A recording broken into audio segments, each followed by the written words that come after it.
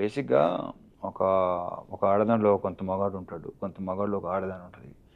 తనలో మగాడు పాలు కొంచెం ఎక్కువ ఉన్నట్టు నేను. యాక్చువల్లీ మీరు ఈ సినిమా చూస్తే మీకు అనిపిస్తుంది తెలుసా, ఇది నిజంగా ఒక అమ్మాయి తీసింది ఈ సినిమా మీకు అనిపిస్తుంది. చాలామంది అనవసరంగా అయ్యో అయినా మిస్ అవుతాం నంబరు, మిడ్ నైట్ పడుకునే 12:30 కొంతమంది ఫోన్ చేస్తుంటారు. ఇన్సెక్యూరిటీ, దాన్ని ఇన్సెక్యూరిటీ అంటారు. దాన్ని నీకు చెప్పక్కలేదు, you know very well. So నాకు అలాంటిది 0-1% కూడా. ఇది సెకండ్ టైం మీరు అన్నమాట విన్నాం, ఇట్స్ అ ప్రాక్టీస్ అని. ఏదో ఇంటర్వ్యూలో చూస్తే రితిక్ రోషన్ గారు కూడా ఒక మాట అన్నారు ఒకసారి, that happiness is a practice, హ్యాపీగా ఉండడం ఒక ప్రాక్టీస్ అని. సెకండ్ టైం వింటున్నాను అన్నమాట. ప్రాక్టీస్, డెఫినెట్గా ప్రాక్టీస్. అది 3 months పట్టవచ్చు, 6 months పట్టవచ్చు, 1 year పట్టవచ్చు, 2 years 3 years పట్టవచ్చు. But practice set, all set. అంటే ఇక్కడ నాకు తెలిసి నేను ఎప్పుడు ఏ స్ట్రెస్ తీసుకోను సిద్ధు, స్ట్రెస్ అసలు తీసుకోను నేను. నువ్వు డెఫినెట్గా తీసుకుంటావు నాకు తెలుసు. అట్ ద సేమ్ టైం ఏంటంటే కొంచెం నీ కెరియర్ ఇప్పుడు లైక్ ఇంకా ఉన్నావు కాబట్టి కొంచెం గ్రోయింగ్ స్టేజ్లో కూడా ఎప్పుడు లేదు నాకు.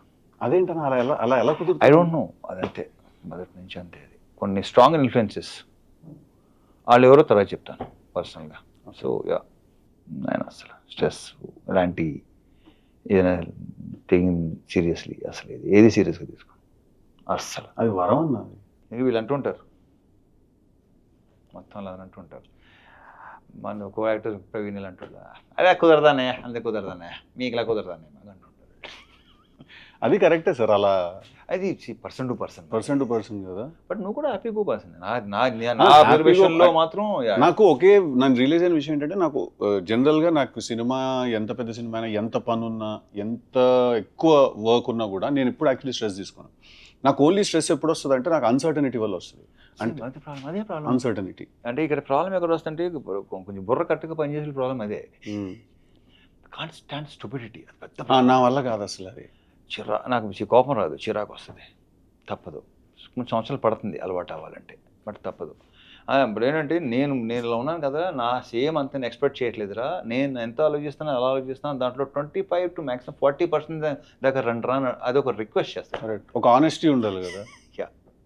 అంటే ఎలా ఉంటుంది అంటే అన్న, ఇప్పుడు కూర్చుంటాం ఆఫీస్లో, ఏదో డిస్కషన్ జరుగుతూ ఉంటుంది, ఒకసారి ఆర్టిస్ట్ తోటి మాట్లాడండి, ఆయన నవంబర్లో అవైలబుల్గా ఉన్నారా లేదా అంటే, సరే సార్ మాట్లాడతామని చెప్పి పక్కకు చూస్తాడు. ఎందుకు ఫోన్ తీసి ఇప్పుడు ఫోన్ చేయలేదు వాళ్ళ మేనేజర్, ఇమ్మీడియట్గా ఎందుకు వెళ్ళలేదా ఫోను అంటే, రేపు సాయంత్రం ముహూర్తమా దానికి?